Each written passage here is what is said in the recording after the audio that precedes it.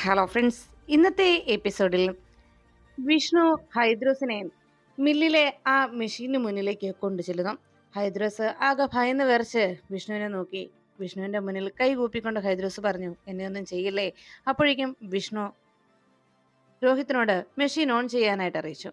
Rohit machine on ചെയ്തതും ആ മെഷീന്റെ കറക്കം കണ്ട് ഭയത്തോടെ ഹൈദ്രോസ് ആശങ്കയോടെ വിഷ്ണുവിനോട് പറഞ്ഞു, എനിക്ക് എന്റെക്ക് ജീവൻ മാത്രം തിരികെ തന്നാ മതി, ഞാൻ പണം തന്നേക്കാം എന്ന് പറഞ്ഞ് ഹൈദ്രോസ് വീണ്ടും വാവിട്ട് നിലവിളിക്കുന്നു. ഉടനെ വിഷ്ണു ഹൈദ്രോസിന്റെ കഴുത്തിന് കുത്തിപ്പിടിച്ചുകൊണ്ട് പറഞ്ഞു, ഇനി മേലാൽ ഇതുപോലെ എന്തെങ്കിലും ഒരു വാക്ക് നിന്റെ നാവിൽ നിന്ന് വീണാൽ നീ രോഹിത്തിനെ നീ എന്താടാ ചെയ്തത്?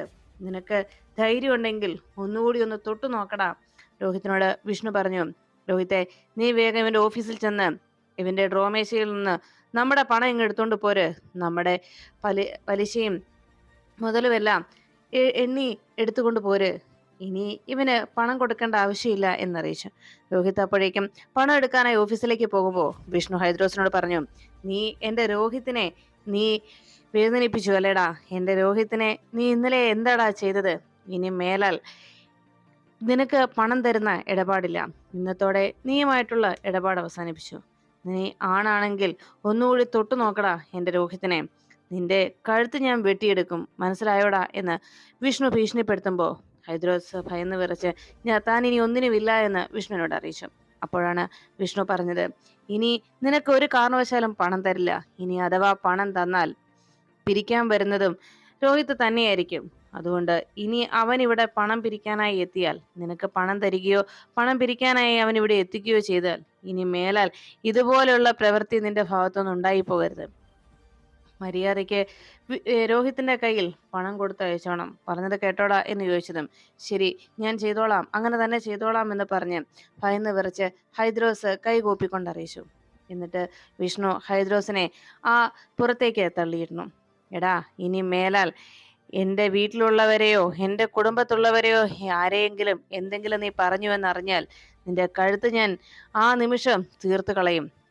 പറഞ്ഞത് ഓർമ്മയുണ്ടല്ലോ എന്ന് വിഷ്ണു ചോദിക്കുമ്പോഴേക്കും ഹൈദ്രോസ് പറഞ്ഞു, ഇല്ല, ഇനി ഞാൻ ഒരു വാക്ക് പോലും പറയില്ല. അപ്പോഴേക്കും വിഷ്ണു ഒരിക്കൽ കൂടി ഹൈദ്രോസിന്റെ നെഞ്ചത്തൊരു ചവിട്ട് കൊടുത്തു. അപ്പോഴേക്കും രോഹിത് പണവുമായി അവിടേക്ക് എത്തിക്കഴിഞ്ഞു. വിഷ്ണു രോഹിത്തിനോട് ചോദിച്ചു, കിട്ടിയല്ലോ അല്ലേ എന്ന് ചോദിച്ചതും കിട്ടി ബ്രോ എന്ന് പറഞ്ഞു. എന്നാ വാടാ എന്ന് പറഞ്ഞ് വിഷ്ണു രോഹിത്തിനെയും വിളിച്ചുകൊണ്ട് അവിടെ നിന്നിറങ്ങി. അവർ അവിടെ നിന്ന് പോകുമ്പോൾ ഭയന്ന് വിറച്ച് തന്റെ ജീവൻ തിരികെ കിട്ടിയത് വിശ്വസിക്കാനാകാതെ ഹൈദ്രോസ് കണ്ണും തള്ളി നിൽക്കുന്നു. പിന്നീടാണ് ശാലിനി ഹോസ്പിറ്റലിൽ അഡ്മിറ്റ് ആയതുകൊണ്ട് ശാലിനിക്ക് അരികിലേക്ക് എത്തിയ ശാരദാമ്മ ശാലിനിയുടെ സാധനങ്ങളൊക്കെ ബാഗിലേക്ക് പാക്ക് ചെയ്യുകയാണ്. അത് കണ്ടതും ശാലിനി ചോദിച്ചു, അമ്മേ, ഇപ്പോ ഡിസ്ചാർജിന്റെ കാര്യം പറഞ്ഞതല്ലേ ഉള്ളൂ, ഉടനെ ഒന്നും ഡിസ്ചാർജ് ഉടനെ ഒന്നും സംഭവിക്കില്ല, കുറച്ചുകൂടി സമയം എടുക്കും.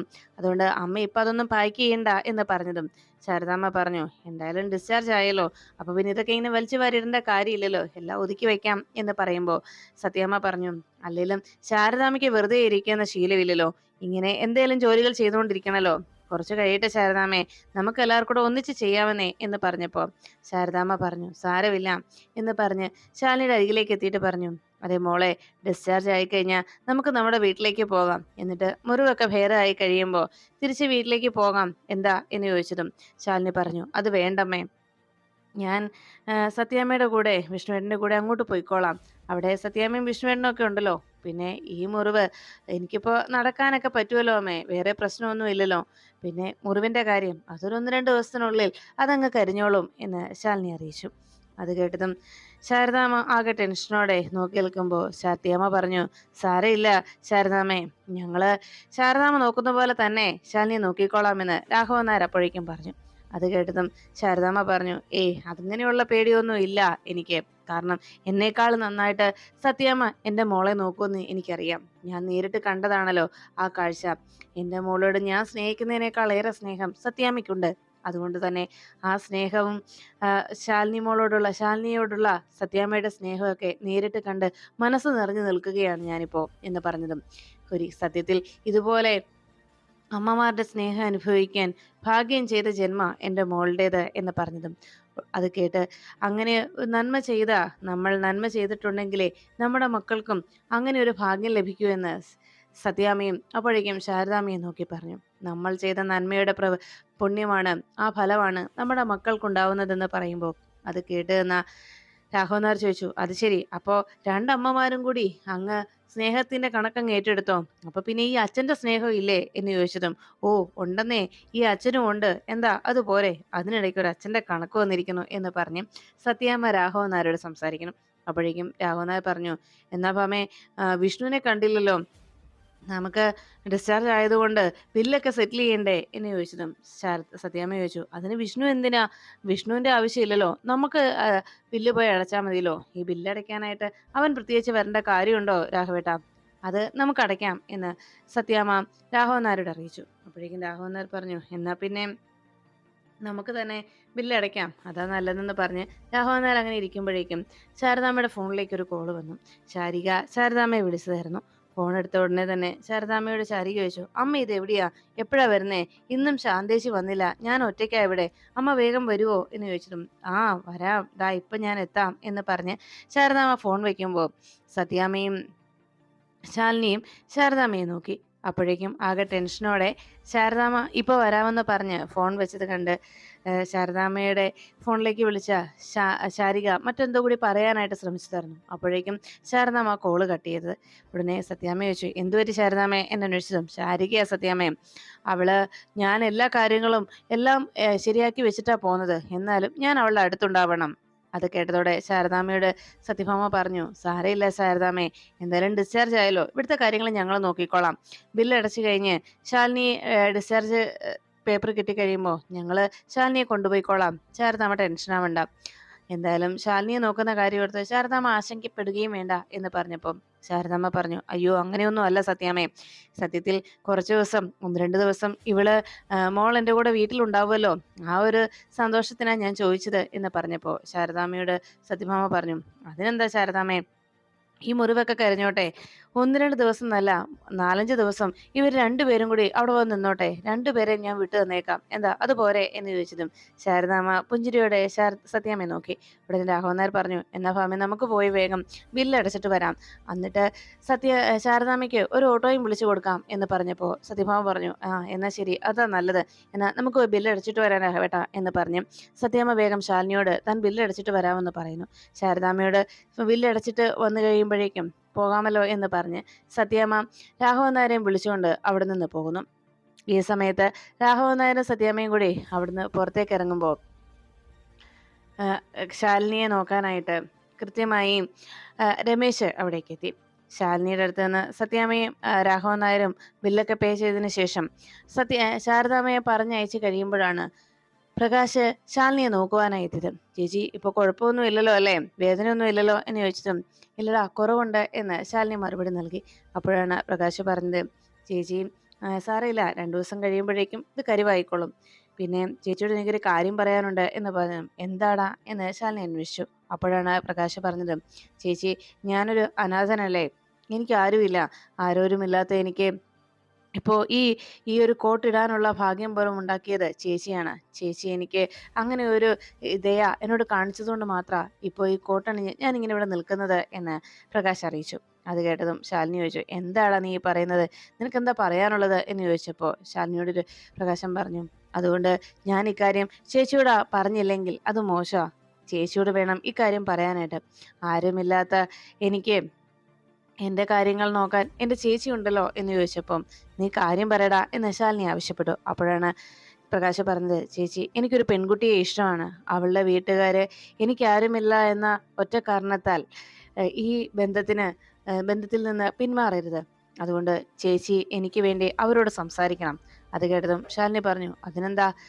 ഉടനെ പ്രകാശ് തൻ്റെ പേഴ്സ് എടുത്തിട്ട് അതിൽ ഉള്ള ആ പെൺകുട്ടിയുടെ ഫോട്ടോ, ചന്ദ്രികയുടെ ഫോട്ടോ എടുത്ത് നേരെ ചന്ദ്രയുടെ ഫോട്ടോ ശാലിനിയെ കാണിക്കുന്നു. ശാലിനി ആ ഫോട്ടോ നോക്കിയതും, എങ്ങനെയുണ്ട് ചേച്ചി, ചേച്ചിക്ക് ഇഷ്ടമായോ എന്ന് പ്രകാശ് അന്വേഷിച്ചു. കൊള്ളാടാ, നല്ല കുട്ടിയാ എന്ന് ശാലിനി മറുപടി നൽകി. നീ വിഷമിക്കണ്ട, ഇവരോട് ഈ പെൺകുട്ടിയുടെ വീട്ടുകാരോട് ഞാൻ സംസാരിച്ചോളാം, നിങ്ങളുടെ വിവാഹം നടത്തി തരുന്നതിന് വേണ്ടി എല്ലാ കാര്യങ്ങളും ഞാൻ ചെയ്തോളാം, എന്താ അതുപോരെ എന്ന് ചോദിച്ചിട്ടും, മതി ചേച്ചി എന്ന് പറഞ്ഞ് പ്രകാശ് ആ ഫോട്ടോ വാങ്ങിച്ച് തൻ്റെ പേഴ്സിലേക്ക് തിരിച്ചു വെക്കുമ്പോഴാണ് പ്രകാശിൻ്റെ ഫോണിലേക്ക് ഒരു കോൾ വന്നത്. കോൾ എടുക്കുന്ന ധൃതിയിൽ പേഴ്സിലേക്ക് വെച്ച ഫോട്ടോ അത് പേഴ്സിൽ ഇരിക്കാതെ അത് വേഗം താഴേക്ക് വീണു പോകുന്നു. പ്രകാശ് പക്ഷേ അത് ശ്രദ്ധിക്കാതെ പെട്ടെന്ന് കോൾ അറ്റൻഡ് ചെയ്തതും ഞാൻ ഇവിടെ തന്നെയുണ്ട്, ദാ ഇപ്പോൾ വരാം എന്ന് പറഞ്ഞ് ഫോൺ വെച്ചിട്ട് ശാലിനിയോട് പറഞ്ഞു, ചേച്ചി ഒരു എമർജൻസി, ഞാനിപ്പോൾ വരാവേ എന്ന് പറഞ്ഞ് പ്രകാശ് അവിടെ നിന്ന് ഇറങ്ങി. പ്രകാശ് പുറത്തേക്ക് പോകുമ്പോൾ ഫോട്ടോ താഴെ വീണ് കിടന്നത് പ്രകാശോ ശാലിനിയോ കണ്ടതുമില്ല. അപ്പോഴാണ് ഹോസ്പിറ്റലിലേക്ക് ശിവൻ എത്തിച്ചേർന്നത്. ശിവൻ വേഗം തന്നെ ശാലിനിയുടെ അടുത്തേക്ക് പോകുമ്പോൾ പുറത്തുണ്ടായിരുന്ന പോലീസുകാർ ശിവന്റെ വരവ് കൃത്യമായി ശ്രദ്ധിച്ചു. ശിവൻ ശാലിനിയെ കാണാനായി റൂമിലേക്ക് കയറി ചെന്നതും ശാലിനി ചോദിച്ചു, എന്തിനാ വന്നത്? കൊല്ലാനാണോ അതോ ചത്തോ ഇല്ലയോ എന്ന് ഉറപ്പുവരുത്താനോ എന്ന് ചോദിച്ചപ്പോൾ അരികിലേക്ക് വന്ന് ശിവൻ പറഞ്ഞു, അതെ, എനിക്ക് ഈ ചോദിച്ച 2 ചോദ്യങ്ങൾക്കുള്ള ഉത്തരം ഞാനിപ്പോൾ പറയാം. അത് ഒറ്റ വാക്കിൽ തന്നെ. അന്ന് ഇങ്ങോട്ട് രക്ഷിക്കാനായി പിടുത്തി ഇങ്ങോട്ട് വന്നിരുന്നല്ലോ. ആ സമയത്ത് ഞാനൊന്ന് മനസ്സ് വെച്ചിരുന്നെങ്കിൽ ഒരു നിമിഷം കൊണ്ട് ഈ ജീവൻ അങ്ങ് ഇല്ലാതാകുമായിരുന്നു. ഇപ്പൊ ഈ ചോദിച്ച ചോദ്യം എൻ്റെ നേരെ ചോദിക്കാനായിട്ട് ഇവിടെ ഉണ്ടാകുമായിരുന്നില്ല എന്ന് പറഞ്ഞു. അത് കേട്ടതോടെ ആകെ ഞെട്ടിത്തെറിച്ച് ശാലിനി ദേഷ്യത്തോടെ ശിവനെ നോക്കി. എന്ന് പറഞ്ഞാൽ എന്താ ഉദ്ദേശിച്ചത്? എന്നെ കൊല്ലാനായിട്ട് നിങ്ങളും ആഗ്രഹിച്ചതായിരുന്നല്ലോ. സത്യത്തിൽ അവിടെ നടന്ന ആ നടപടികൾ നടക്കാൻ പാടില്ല എന്ന് നിങ്ങൾ ആഗ്രഹിച്ചതായിരുന്നില്ലേ എന്ന് ചോദിച്ചപ്പോൾ ഉടനെ അത് കേട്ട് എന്ന ശിവൻ പറഞ്ഞു, അതെ, അത് ആഗ്രഹിച്ചത് തന്നെയാണ്. പക്ഷേ ഒരു കാര്യം ഞാൻ പറയാം, ഇങ്ങനെ ഒരു കാര്യം ആഗ്രഹിച്ചപ്പോഴും നിങ്ങൾ പലതവണ നിങ്ങളോട് ഞാൻ പറഞ്ഞതാണ് മേഡത്തോട് അവിടെ നിന്ന് ഒഴിഞ്ഞു പോകാൻ. ഞങ്ങളുടെ സ്വന്തമായിട്ടുള്ള ഞങ്ങളുടെ പ്രോപ്പർട്ടിയിൽ അനധികൃതമായിട്ടാണ് സർക്കാർ വക ഭൂമിയാണെന്ന് പറഞ്ഞ് നിങ്ങളത് അറ്റാച്ച് ചെയ്യാനായിട്ട് എത്തിയത്. അങ്ങനെ വരുമ്പോൾ ഞങ്ങളത് എങ്ങനെ അതിനെ നേരിടും? അതുകൊണ്ടാണ് ഞാൻ പറഞ്ഞത്. ഇപ്പോഴും ഞാൻ പറയുന്നു, ആ ഭൂമി ഒരു കാരണവശാലും സർക്കാരിന് വിട്ടു തരില്ല. അത് ഞങ്ങളുടെ ഭൂമിയാണ്. ഉടനെ ശാലിനി ശിവന്റെ വാക്കുകൾ കേട്ടിട്ട് പറഞ്ഞു, എന്നാ ഞാൻ ഇവിടുന്ന് എഴുന്നേറ്റാൽ തീർച്ചയായിട്ടും അത് അവിടെ നടത്തേണ്ടിയിരുന്ന നിയമ നടപടികളുമായി മുന്നോട്ട് നീങ്ങുക തന്നെ ചെയ്യും എന്നറിയിച്ചപ്പോൾ ശിവൻ പറഞ്ഞു, എങ്കിൽ വീണ്ടും ഒരിക്കൽ കൂടി മേഡത്തിന് ഇതേ അവസ്ഥയിൽ കിടക്കേണ്ടി വരും എന്നറിയിച്ചു. അത് കേട്ടതും ശാലിനി ചോദിച്ചു, ഭീഷണിയാണോ?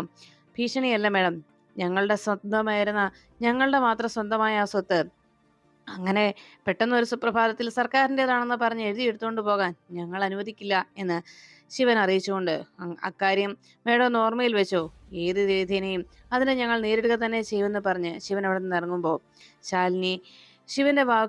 ശിവൻ പറയുന്ന ഓരോ വാക്കുകളും ശാലിനി ശ്രദ്ധിച്ചു. അപ്പോഴേക്കും ശിവൻ പറഞ്ഞു, അതെ, ഇത്തരത്തിലുള്ള ഓരോ കാര്യങ്ങൾക്കും ഞാൻ പറയുന്ന എൻ്റെതായ ചില വാക്കുകളുണ്ട് എന്നറിയിച്ചു.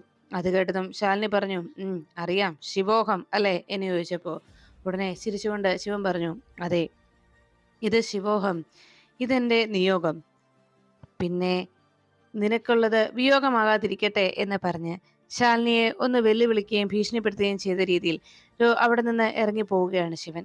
അപ്പോഴേക്കും ശിവന്റെ വാക്കുകളും ആ ദേഷ്യത്തോടെയുള്ള നോട്ടവും ഒക്കെ കണ്ട് ശാലിനിയുടെ മനസ്സിലേക്ക് വിഷ്ണുവിന്റെ അതേ ഒരു തനിപ്പകർപ്പ് ശിവൻ അതേ രീതിയിൽ തന്നെ നിൽക്കുന്നതായിട്ട് ശാലിനിക്ക് തോന്നുന്നു.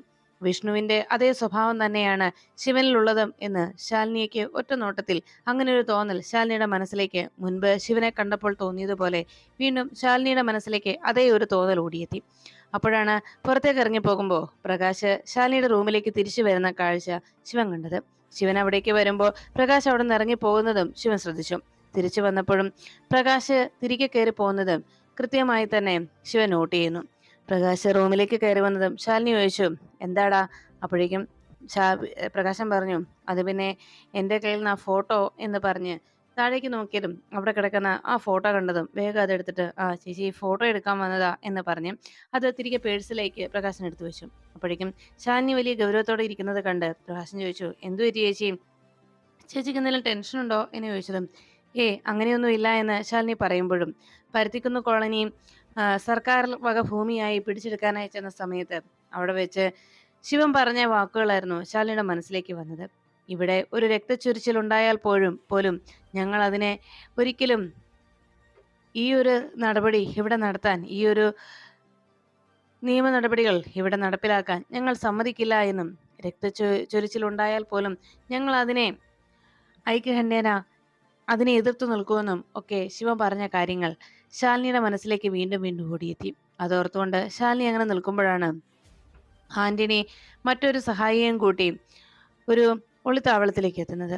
അവിടെ എത്തിയതിനു ശേഷം ഉടനെ അയാളോട് ചോദിച്ചു, എവിടെയാടാ നീ പറഞ്ഞവൻ എന്ന് അന്വേഷിച്ചതും ആന്റണിയുടെ കൂടെ വന്നവൻ പറഞ്ഞു, അവിടെയുണ്ട്, വിളിച്ചാൽ മതി എന്ന് പറഞ്ഞപ്പോൾ സാറ് വിളിച്ചോ എന്ന് വിളിച്ചതും ആന്റണി വേഗം ചെമ്പല്ലി എന്ന് ഉറക്കെ വിളിച്ചു. അപ്പോഴേക്കും അവിടേക്ക് ഒരു ഗുണ്ട ഇറങ്ങി വന്നു.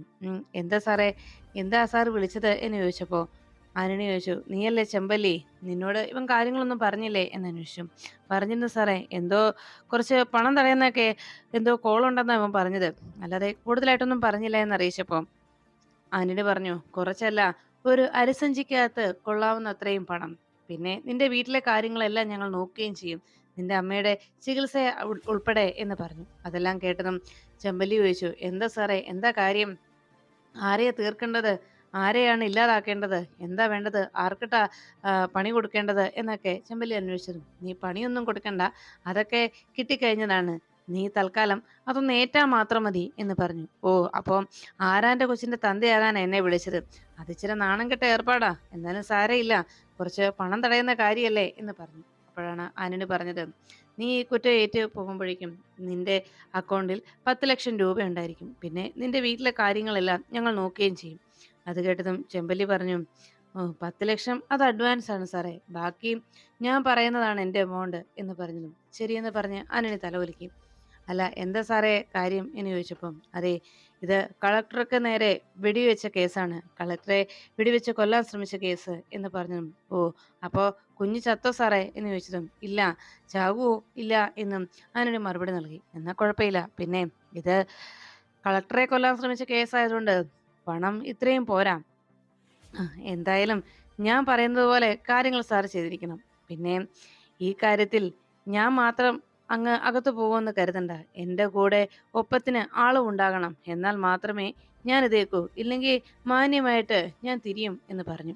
അത് കേട്ടതും ആന്റണി പറഞ്ഞു, ഇല്ല, നീ പറയുന്നത് പോലെ കാര്യങ്ങളൊക്കെ നടത്തിയിരിക്കും. പക്ഷേ ഇക്കാര്യത്തിൽ നിന്റെ നിലപാടിൽ മാറ്റമൊന്നും ഉണ്ടാവാൻ പാടില്ല. എത്ര വർഷം നീ അകത്ത് കിടന്നാലും നിന്നെ ഞങ്ങൾ പുറത്തിറക്കുകയും ചെയ്യും, ഏത് വിധേനയും എന്ന് പറഞ്ഞപ്പോൾ, ഏയ്, അതൊന്നും വേണ്ട, എനിക്ക് അകത്ത് കിടന്നാലും പുറത്ത് നിന്നാലും എല്ലാം ഒരുപോലെ തന്നെയാണ്. പിന്നെ എന്തായാലും ഇപ്പോ ഇങ്ങനെ ഒരു കേസ് ഏറ്റെടുക്കുമ്പോൾ ഞാൻ പറയുന്ന തുക എനിക്ക് നൽകണം, അത് തയ്യാറാണെങ്കിൽ മാത്രം എനിക്ക് പ്രശ്നമില്ല എന്ന് പറഞ്ഞു. ശരി, ഞാൻ സമ്മതിച്ചു എന്ന് ആന്റണി പറഞ്ഞതും ചെമ്പലിയും ആന്റണിയും കൈ കൊടുക്കുന്നു. അപ്പോഴാണ് തിരിച്ച് വീട്ടിലേക്ക് എത്തിയ ശാരദാമ്മ ഓട്ടോയിൽ നിന്ന് ഇറങ്ങുമ്പോൾ വാതിക്കൽ നിൽക്കുന്ന ഗോപാലകൃഷ്ണനെ കണ്ടത്. ശാരദാമ്മ അകത്തേക്ക് കയറി വന്നതും ഗോപാലകൃഷ്ണനോട് ചോദിച്ചു, അല്ല, ഗോപാലേട്ടൻ ഇത് എവിടെയായിരുന്നു? അപ്പോഴേക്കും ശാരദാമ്മയോട് ഗോപാലകൃഷ്ണൻ ചോദിച്ചു, നീ എവിടെ പോയതാ ശാരദേ? ഞാനോ, അതൊക്കെ ഞാൻ പറയാം. അല്ല, ഗോപാലേട്ടൻ എവിടെയായിരുന്നു എന്ന് അന്വേഷിച്ചു. ഞാനൊന്ന് പളനി വരെ പോയതാ, ആ ട്രാവൽസുകാര് എന്നെ വിളിച്ചു, പിന്നെ ഞാനിവിടെ വെറുതെ ഇരിക്കുകയല്ലേ, കുറച്ച് പണം തരാമെന്ന് പറഞ്ഞപ്പോൾ ഞാൻ പോയെന്നേ ഉള്ളൂ എന്ന് ഗോപാലകൃഷ്ണൻ മറുപടി നൽകി. അല്ല, നീ ഇതെവിടെയാ പോയത് എന്ന് പറഞ്ഞില്ലല്ലോ ശാരദേ എന്ന് ചോദിച്ചതും ശാരദാമ്മ പറഞ്ഞു, പറയാനുള്ളത് അത്ര വലിയ സന്തോഷ വാർത്തയൊന്നുമല്ല, ശാലിനിക്ക് വെടിയേറ്റു. അത് കേട്ടതും ഗോപാലകൃഷ്ണൻ ചാടി എണീറ്റു. വെടിയേറ്റെന്നോ? എവിടെ വെച്ച്? അടുത്ത് വിഷ്ണു ഉണ്ടായിരുന്നോ? വിഷ്ണുവിന് നേരെ വെച്ച വെടിയെങ്ങാനും മാറി ശാലിനിക്ക് ഏറ്റതാണോ എന്ന് ചോദിച്ചു. അത് കേട്ടതും ശാരദാമ്മയ്ക്കാകെ ടെൻഷനായി. ഗോപാലേട്ടൻ എന്താ ഈ ചോദിക്കുന്നത്? അല്ല, വിഷ്ണുവിനെ ആരാ വെടിവെക്കുന്നത്? അങ്ങനെ ആരെങ്കിലും ഗോപാലേട്ടനോട് പറഞ്ഞോ എന്ന് ചോദിച്ചതും, അതല്ല, ഇനി വിഷ്ണു അടുത്ത് നിൽക്കുമ്പോൾ വിഷ്ണുവിന് നേരെ വന്നത് വല്ലതും ശാലിനിക്ക് പറ്റിയതാണോന്ന് ഞാൻ ചോദിച്ചത്. അപ്പോഴേക്കും ശാരദാമ്മ പറഞ്ഞു, ഇല്ല, വിഷ്ണു അവിടെ ഉണ്ടായിരുന്നില്ല, പരുത്തിക്കുന്ന് കോളനി ഒഴിപ്പിക്കുന്നതിന്റെ ഭാഗമായിട്ട് ചെന്നപ്പോൾ അവിടെ ആരോ ശാലിനിയുടെ നേരെ വെടിവെച്ചതാണ് എന്നറിയിച്ചു. എല്ലാം കേട്ടതും ഗോപാലകൃഷ്ണൻ ആകെ ടെൻഷനോടെ ഇരിക്കുമ്പോൾ ശാരദാമ്മ ചോദിച്ചു, അല്ല ഗോപാലേട്ടൻ അങ്ങനെ ചോദിച്ചത് വിഷ്ണുവിനെ വെടിവെക്കുന്ന കാര്യം വിഷ്ണുവിനെ അപായപ്പെടുത്തുമെന്ന് ആരെങ്കിലും ഗോപാലേട്ടനോട് പറഞ്ഞോ എന്ന് ചോദിച്ചിട്ടും ഗോപാലകൃഷ്ണൻ പറഞ്ഞു, ഒന്നുമില്ല ശാരദേ, അങ്ങനെയല്ലല്ലോ ഗോപാലേട്ടാ. അല്ല, ശാരിക എവിടെ? അവള് കാര്യമൊന്നും പറഞ്ഞില്ലായിരുന്നോ എന്ന് ശാരദാമ്മ അന്വേഷിച്ചതും, ഞാൻ അകത്തേക്കൊന്നും കയറിയില്ല ശാരദേ, ഞാനിങ്ങ് വന്ന് കയറിയപ്പോഴേക്കും ഒരു ഓട്ടോ വരുന്നത് കണ്ടു, എന്നാ പിന്നെ അത് ആരാണെന്ന് അറിഞ്ഞിട്ട് കയറാമെന്ന് കരുതിയാ ഞാനിവിടെ നിന്നത്. അല്ല, ഇപ്പൊ കുഴപ്പമൊന്നും ഇല്ലല്ലോ അല്ലേ എന്ന് ചോദിച്ചപ്പോ, ഇല്ല ഗോപാലേട്ടാ. അല്ല, ഗോപാലേട്ടൻ കാര്യം പറഞ്ഞില്ലല്ലോ, എന്താ പ്രശ്നം? എന്തോ ഗോപാലേട്ടന്റെ മനസ്സിനെ അലട്ടുന്നുണ്ട്. ഇന്നോ ഇന്നലെ ഞാൻ കാണാൻ തുടങ്ങിയതല്ലല്ലോ ഈ മുഖം. ഗോപാലേട്ടന്റെ മനസ്സിന് എന്തെങ്കിലും അലട്ടിയാൽ അത് കൃത്യമായി മുഖത്ത് തെളിയും. എന്താ കാര്യമെന്ന് ഗോപാലേട്ടൻ എന്നോട് പറ. എന്തെങ്കിലും പ്രശ്നമുണ്ടെങ്കിൽ നമുക്കൊരു സൂചനയെങ്കിലും നൽകി അവരെ ആപത്തിൽ നിന്ന് രക്ഷിക്കാവല്ലോ എന്ന് ശാരദാമ്മ അറിയിച്ചു. അപ്പോഴേക്കും ഗോപാലകൃഷ്ണൻ പറഞ്ഞു, ശാരദേ, വേറൊന്നുമല്ല, ആ നസീറിന്റെ ബാപ്പയുണ്ടല്ലോ അബൂബക്കർ എന്ന് പറഞ്ഞതും, അയാൾ എന്ത് ചെയ്തെന്നാ എന്ന് ശാരദാമ്മ ചോദിച്ചപ്പോ ഗോപാലകൃഷ്ണൻ പറഞ്ഞു, അയാൾ എന്നെ ഒരു ദിവസം തട്ടിക്കൊണ്ടുപോയി എന്നോട് പറഞ്ഞു, അയാൾ വിഷ്ണുവിന്റെ ജീവൻ എടുക്കുമെന്ന്, വിഷ്ണുവിനെ കൊല്ലുമെന്ന് അയാൾ എന്നെ ഭീഷണിപ്പെടുത്തി. അത് കേട്ടതും ശാരദാമ്മ ആകെ ഞെട്ടി. കയ്യിലിരുന്ന പേഴ്സ് താഴെ വീണിട്ട് ശാരദാമ്മ ആകെ ഞെട്ടലോടെ ഗോപാലകൃഷ്ണനോട് ചോദിച്ചു, "ഗോപാലേട്ടാ, ഗോപാലേട്ടൻ എന്താ ഈ പറയുന്നത്?" ഉടനെ ഗോപാലകൃഷ്ണൻ പറഞ്ഞു, "അതേ ശാരദേ, വിഷ്ണുവിന്റെ ജീവൻ എടുക്കുമെന്നാ അയാൾ എന്നോട് വെല്ലുവിളിച്ചത്. ശാലിനിയെ വിധവയാക്കുമെന്നും." അത് കേട്ടതോടെ എന്ത് പറയണമെന്നറിയാതെ ശാരദാമ്മ ആകെ അങ്കലാപ്പോടെ നെഞ്ചത്ത് കൈവച്ച് നിൽക്കുന്നു.